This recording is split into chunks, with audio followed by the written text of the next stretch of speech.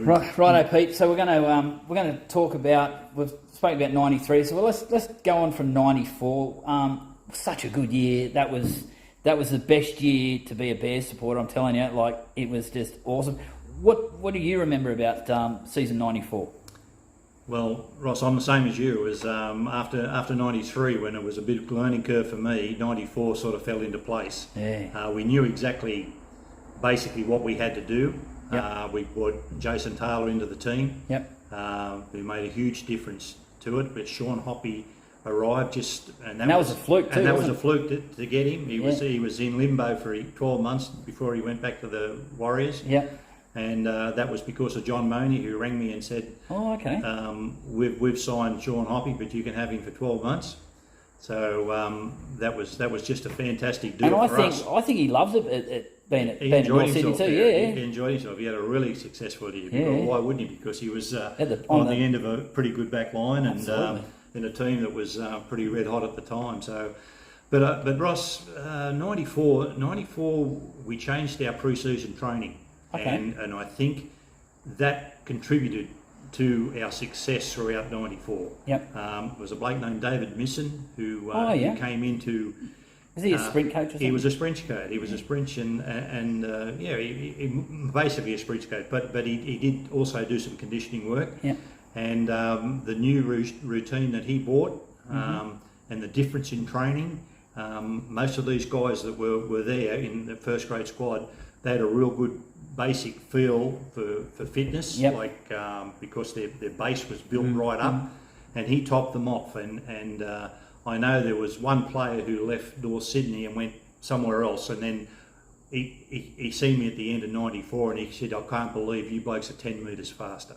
Oh, right. And so he seen the difference. We all seen the difference, and I think that contributed to the fact that gave us confidence. And like you said, I think we won a few games straight. Yeah, I think from memory, I think we won like the first seven games. It's something like, I think we won the first 7 games. I remember the first game of the season it was a night game against Balmain, and we were all so excited, and we absolutely annihilated them. And it was like, hang on, this doesn't. Was that the year Matty Sears? That debuted and stuff like that. Yeah, that was awesome. Yeah. But the other person that really came into their own and the Bears faithful absolutely loved was Mario, because Mario had been like Mario had come across he was there earlier, but Mario really stepped up.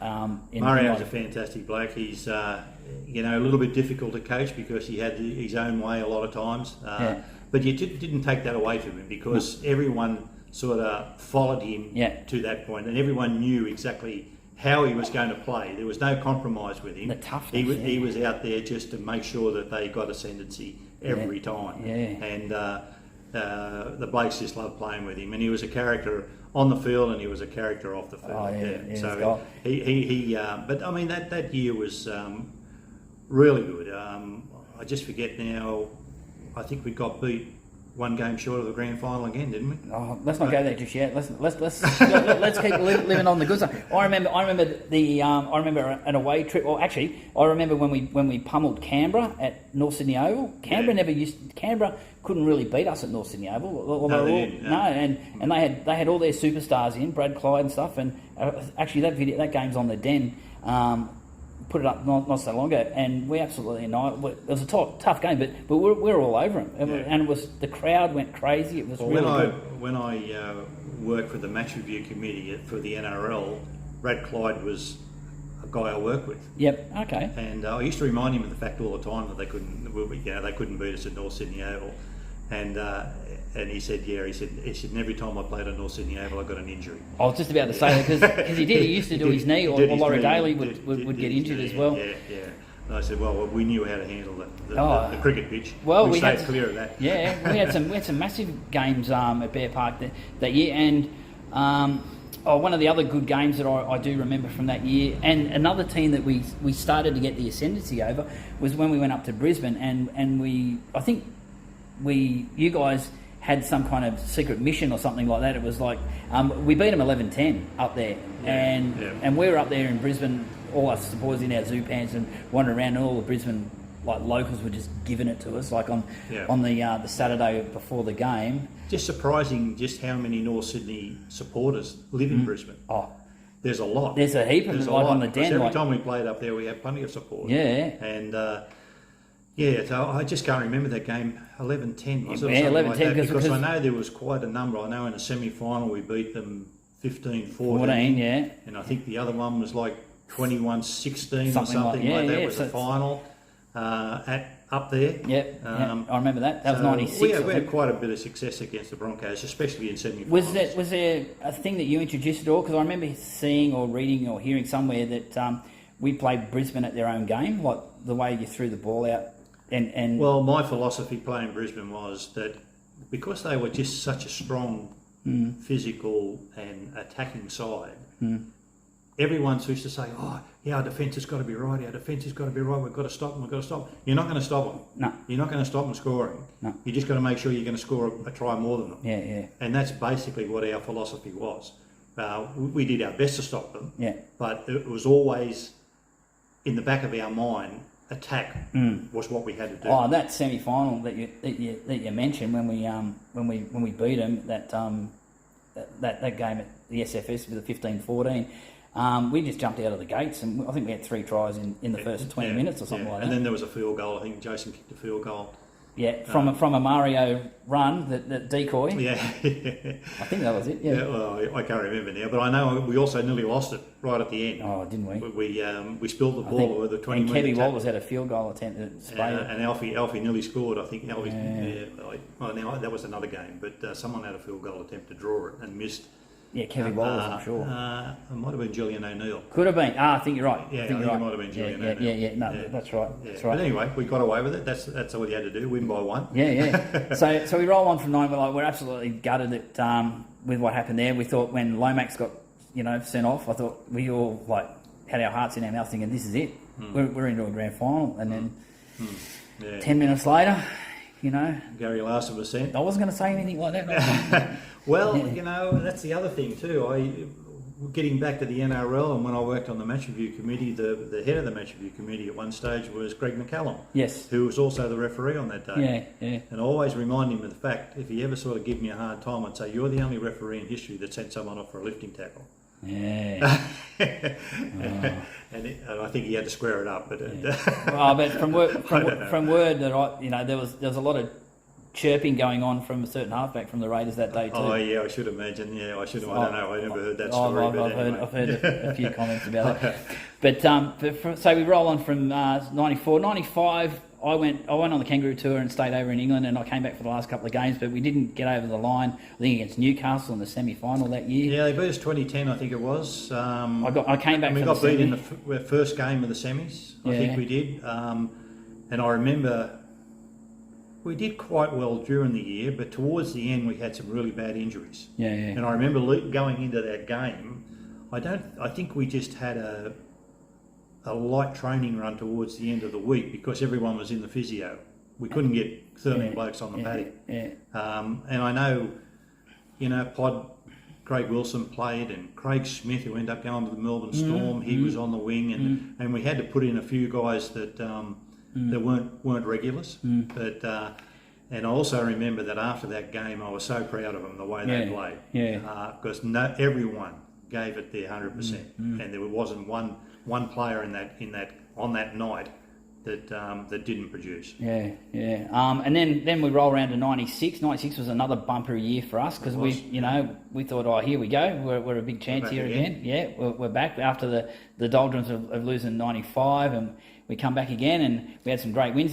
But that was all the start of the Super League stuff too, wasn't it? Was that a bit of noise in the background that was kind of affecting? Well, everyone was sort of, once the competition started, we had 12 teams, I think it was, in the competition, and I think everyone sort of knuckled down and did what they. But there was always a little bit of hype here, I wonder how much they're getting paid, or to compare to us. But I think everything sort of balanced itself out in the end. Now, do you remember anything from 96? Do you remember any of the games from 96? I can sort of remember that semi-final against the Broncos. I think that was the one we won 15-14. Was it 96 that we pummeled Manly? Was it 96? I think it was 96. That's what I'm alluding to. You got to go. Yeah. We smashed Manly. Was that 42 something? 41 to 8 or something. 41 to 8. Yeah. That's where I was going, Pete. Yeah. No, the years run into one another. I know. But How we good was that? couldn't do anything wrong that day. No, Could Flo not got do a 10 anything out of wrong. 10 in No, the boys, rugby league. boys were up. I never seen anyone put a game together like Greg Florimo that Oh, it day. was brilliant. Absolutely And brilliant. he was outstanding. Yeah, And, Billy was fired up that day too because I Billy was remember fired all up the and, you watched the game and he's sniping at Cliffy Lyons, there was a lot of chatter going on from what I could gather. yeah, So and I remember Flo kicking the ball over his head backwards. yeah, and we scored from it. Dave Fairley scored from Yeah. it. So yeah, no, there was some good moments. There's no risk about that. yes, and then we later in the year I think we towed up St George 42-0 or something like that throughout the season, and then yeah. I remember that game. We weren't going anywhere in that game, and I made 2 changes after about 10 minutes. I put Pod on. Yeah. I put Tony Hearn on. Oh yeah. And the game changed completely. Yeah. And that was at North Sydney Oval too. Yeah, wasn't it? in the mud. Yeah, I remember that. And then later in the year, as you said, come semi-finals, the first semi we played Brisbane up in Brisbane, and went up there, and I remember thinking, I was nervous as anything. Yeah. And I think Billy tore his hamstring in the first 5 minutes. He never got on the paddock. Tore it in the warm-up. Ah, did He he? tore it in the warm-up. Yeah, and then Because that's right. Because where are they going? Where's Billy? We didn't see Billy in the line or anything like that. Yeah, we were sort of behind the 8 ball right from the word go, but And once again, Mark Soden was outstanding in that particular game. And Mickey B stood up and Mickey B scored a try. And Benny Eichen. Benny Eichen, yeah. So, no, we... and the Broncos nearly won it on the death again. That's what I was getting confused about before. It was Alfie Lang, a little grubber kick, and I think Gary Larson tackled him about 6 inches from the line. And so that was a great win. That was a great win. That was a great win. That was awesome, especially up there in their backyard. And it was packed too. It was good. But then we thought we're going to a grand final. We thought we're going to a grand final. And I remember the semi, and it was a stinking hot day at the SFS that day in '96, and we came out and it looked like we were going a million miles an hour, and we just couldn't get over the line or anything like that. And then it just all fell. Was that an intercept try against us? Oh, that was later in the day. Yeah. Oh, okay. That was in the second half when someone intercepted. But I think we come out, from what I can gather when we were watching it, coming out a million miles an hour and just couldn't get over the line, did we? It looked like we might have panicked or something. I thought it's just not happening for us. I don't know. Yeah, no, I can't remember. And that's when Mundine, I think he stepped someone and did with the jumper and that that hurt. But anyway, that's how it goes, I suppose. Oh, it's not meant to go like that, Pete. Yeah, no, we're meant to advance Australia Bear. When you're playing at that level, mate, it can go either way. Yeah, we had our good ones and we had our bad ones, and I yeah. think probably that day, I'm struggling to recall exactly what happened that day. I like selective memory. That's great. Yeah, I wish I had it. Yeah, I know there's only one game I haven't watched ever. And that's the Newcastle game that knocked us out. Oh, that was the next year, I think. I haven't watched that game, and I haven't watched the St George game either. But think like that '96, that was a horrendous year because me being a mad Essendon supporter and a mad North City supporter, 2 red and black teams, both played in Sydney on the same night. Oh, okay. We got knocked out during the day, and then Essendon got knocked out by a point again that night. Yeah. Both my red and black teams would have advanced to the grand final. Yeah, well, that was the year when Mickey Burton had come to the club, wasn't it? Mm. Yeah. So anyway, and Brett Dallas. Yeah, BD. Yeah. So we have plenty of speed. Benny Eichen. And then we roll into '97. But what we'll do, we'll just stop there because this has gone for a while, and we'll come back to it and we'll finish it off. All Thanks, right. mate. Okay.